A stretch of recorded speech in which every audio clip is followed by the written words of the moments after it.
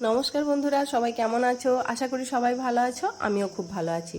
প্রতিদিনের মতো আজও একটা নতুন রেসিপি নিয়ে হাজির হয়েছি তোমাদের সামনে। নতুন পুরনো সমস্ত বন্ধুদের আজকে আমার এই রেসিপির সাথে স্বাগত জানাই। চলো তাহলে দেখে নেওয়া যাক আজকে কি তৈরি করছি এবং কিভাবে তৈরি করছি। আজকে তৈরি করব পনির পকোড়া। দেখো কিভাবে তৈরি করছি এই পনির পকোড়া। এটা আমার বাড়ির তৈরি ছানা তৈরি করার পর ভালো করে জল ঝরিয়ে নিয়েছি। জল ঝরিয়ে নেওয়ার পর এটা আমি প্লেটের মধ্যে নিয়ে নিয়েছি। এখন হাত দিয়ে বড় বড় দানাগুলো একটু ছানার ভেঙে নেব।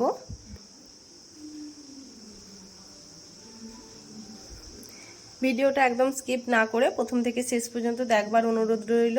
যদি ভালো লাগে তাহলে অবশ্যই করে নতুন বন্ধুরা আমার চ্যানেলটা সাবস্ক্রাইব করে আমার পাশে থেকো, কারণ আমার নতুন চ্যানেল। এখন আমি দেখো পনিরের দানাগুলো একটু ভেঙে নেওয়ার পর তোমাদের একটু মাপ করে দেখিয়ে দিচ্ছি যে এটা কতটা পরিমাণ পনির নিয়েছি, কারণ আজকে কিন্তু আমি একদম সমস্ত কিছু মাপ করে করে দেখিয়ে দেব তোমাদের, যাতে রেসিপিটা খুব ভালোভাবে তোমরা শিখতে পারো। এখন দেখো 1 কাপ হয়ে গেছে, বড় কাপের 1 কাপ পরিমাণ মেজারিং কাপের। এখন এর মধ্যে অর্ধেকটা হলো, তার মানে 1.5 কাপের মতো আমার পনির আছে। এখন দেখো এর মধ্যে কি কি মেশাচ্ছি।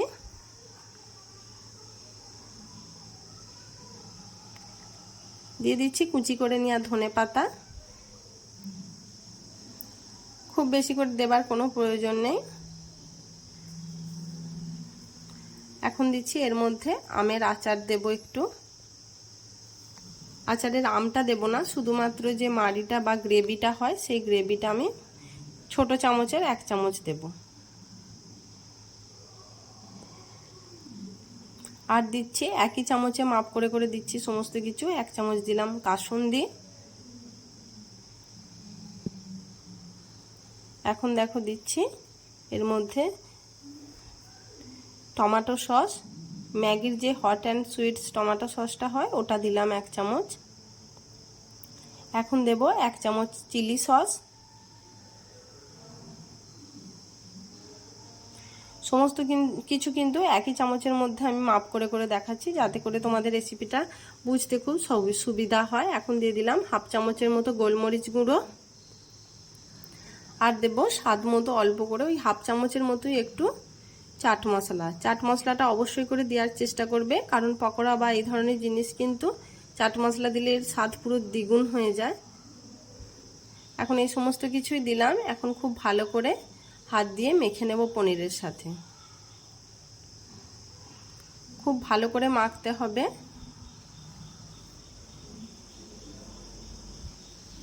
যদি ভালো লাগে রেসিপিটা তাহলে আমি বলবো নতুন বন্ধুরা অবশ্যই আমার চ্যানেলটা সাবস্ক্রাইব করে দিও, আমার পাশে থেকো, কারণ আমার নতুন চ্যানেল, অবশ্যই করে আমায় সাপোর্ট করো।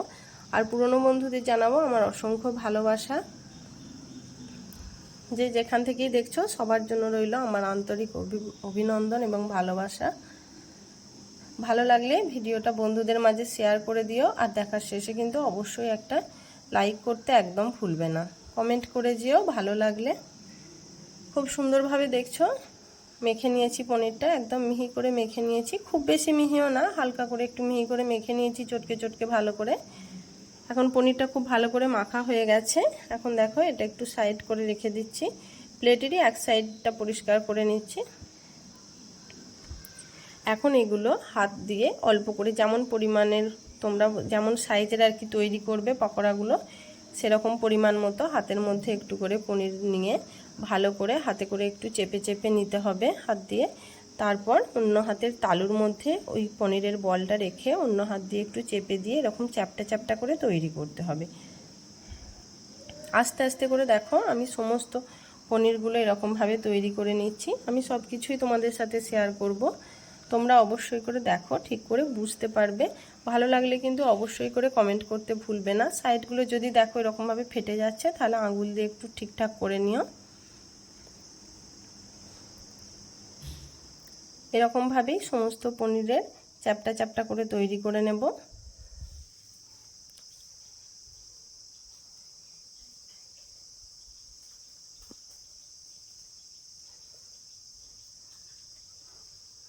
আমার তৈরি হয়ে গেছে, সমস্ত পনিরটা থেকে চ্যাপটা চ্যাপটা করে তৈরি করে নিয়েছি।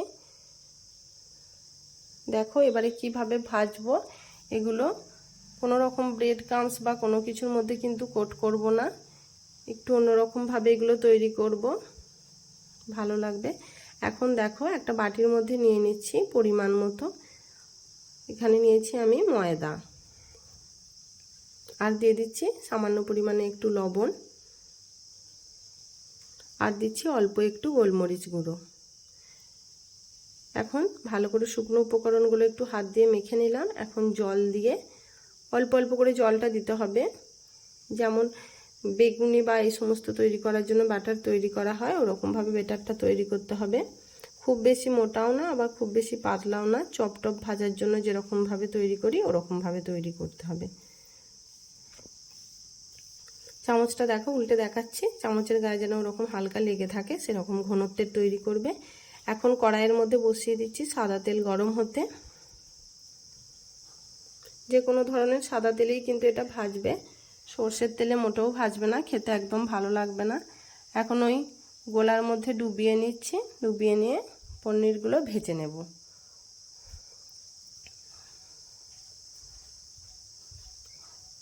গ্যাসের ফ্লেমটা একটু মিডিয়াম রেখে ভাজতে হবে, নয়তো হাই ফ্লেমে ভাজলে কিন্তু পুড়ে যেতে পারে। মিডিয়াম রেখে হালকা করে করে ভেজে নিতে হবে। একটা পিঠ একটু ভালো করে ভাজা হয়ে যাওয়ার পর তারপরে উল্টানোর চেষ্টা করবে, না হলে কিন্তু ভেঙে যেতে পারে।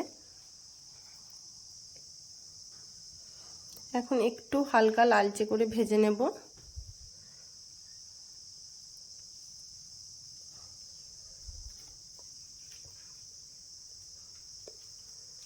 দেখছো কত সুন্দর দেখতে লাগছে, আশা করি বুঝতে পারছো কত সুন্দর খেতে হবে, সেটাও দেখেই বুঝতে পারছো। এরকমভাবেই সমস্ত পনির পকোড়াগুলো আমি ভেজে নেব।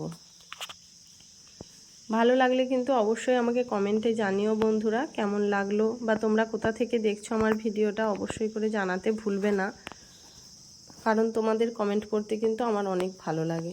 তোমাদের সুন্দর সুন্দর কমেন্ট আমাকে অনেক অনুপ্রাণিত করে নতুন নতুন রেসিপি তোমাদের সাথে শেয়ার করার জন্য। এক এক করে দেখো সমস্ত পনিরের পকোড়াগুলো কিন্তু ভেজে নিচ্ছি।